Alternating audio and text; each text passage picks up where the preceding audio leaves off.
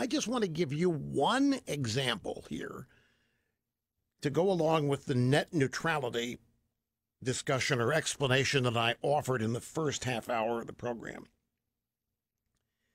The left is pushing net neutrality because they want the government to regulate the internet on the premise that the private sector is mean, it's unfair, it overcharges, it kills its customers, it puts its customers at risk. All of the typical bromides you get from the left. So they want the government regulating it just like they want the government regulating healthcare. If you like Obamacare, if you like the government in charge of all that they're in charge of, then you ought to welcome net neutrality. But I'm telling you, if you like being able to purchase what you want when you want it, if you like technological innovation, if you want things continuing to improve and innovate, modernize, and get cheaper along the way, then you must oppose net neutrality. It's misnamed.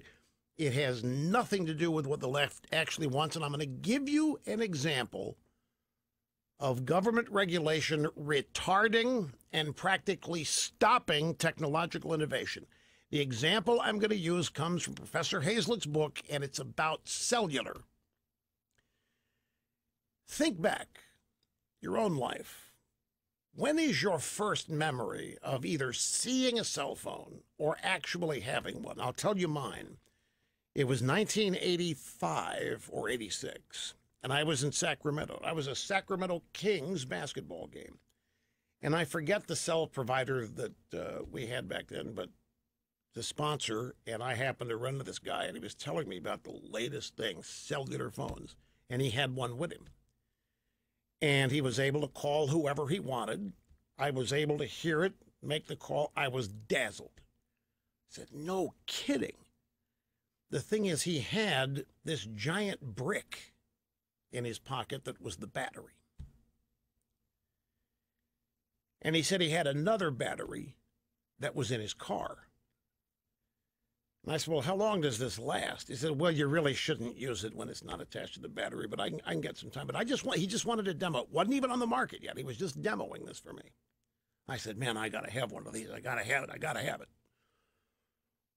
What I didn't know, and this was 1985 or 86, folks, cellular telephone communications, cellular communications technology was announced by the FCC in 1945. There was an article in the Saturday Evening Post. 1945, the big announcement of the invention, discovery, whatever you want to call it, of cellular technology, which uses, of course, wireless spectrum, radio frequencies. It took until the 1980s for the government to license operators to use cellular communications. AM radio stations are licensed. Television stations are licensed by the FCC.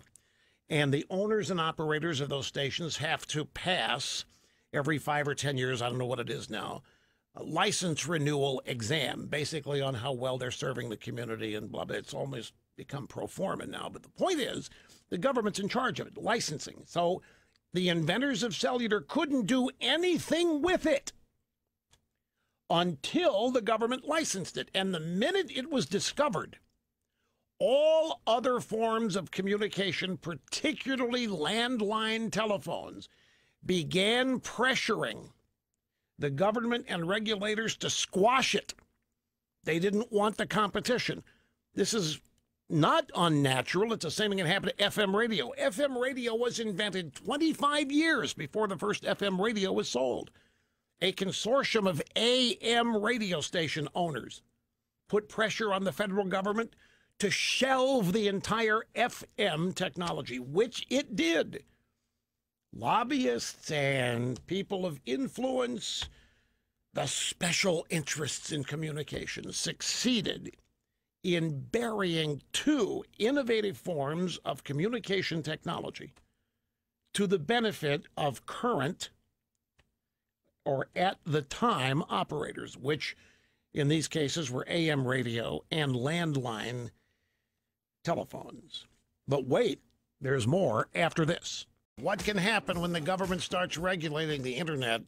It's trying to even now, and they want to get their entire mitts. Well, this government doesn't. The the left wants to. This is Trump getting rid of what Obama was trying. This is Trump and Ajit Pai at the FCC getting rid of the first planted roots, if you will, of the blossoms that would lead to government regulation and control of the internet. So cellular announced by the FCC in 1945. It didn't hit the market till 1985. It was 40 years, the commercial market. Now, when the cellular technology finally got out, it's just amazing what happened. Cellular was never thought by the regulators, by the government people in charge. It was never thought to be mass market. It was thought to be for walkie-talkies in the military and law enforcement. But the regulators never thought it would have mass market application. The FCC assumed that cellular would be a plaything for the rich. They'd be very limited. In 1980, a McKinsey & Company study commissioned by AT&T said that there would be fewer than 1 million wireless subscribers in the U.S. by the year 2000. And this study by McKinsey was used to suppress the technology and keep it from the market. Well, by the year 2000, there were over 109 million wireless subscribers. Well more than the fewer than 1 million that AT&T predicted. So that's what the old Ma Bell monopoly, AT&T, thought, that it was not going to have popular applications, something strictly for the rich, and that's what the old regulators thought. So they went very slow. When this wireless technology was finally unleashed, it became obvious the market was far too complex for regulators to manage. At the same time, the regulators did not have the interest in managing cellular where people talk to one another. They wanted to control broadcasting, which is commercial, and where there is money changing hands, where one broadcasts and one listens, but with person-to-person communications, they didn't see any value in that. And they certainly, they thought that had already been handled with landline phones, and that's all there was ever going to be needed. And if you needed in-the-air communications for airplanes and things like that, that already existed. But person-to-person, they weren't even thinking about consumers.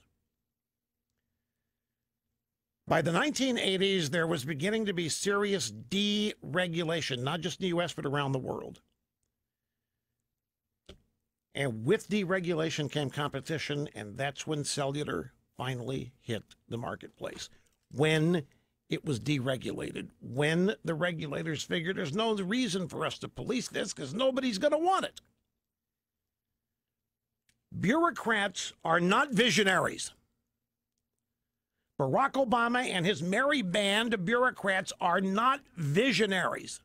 They're pessimists. They deter new ideas. It is said that we conservatives are the ones that don't innovate and don't modernize, that we want to conserve the old-fashioned ways. Wrong-o. It is the left that deters new ideas, particularly innovative technological ideas.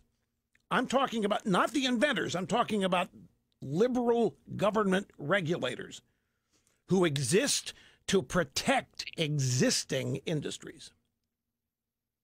Because you know who really is purchased when a new technology comes is members of Congress. They're the first people that are bought. And if you want that to continue to grow, if you want Obamaism to be in charge of what you can and can't do and where you can and can't do it and how much you can or can't pay for it on the internet, then by all means support net neutrality. But it isn't neutral, it isn't innovative, it isn't creative, and it's going to end up being expensive as hell for mediocrity. Back after this.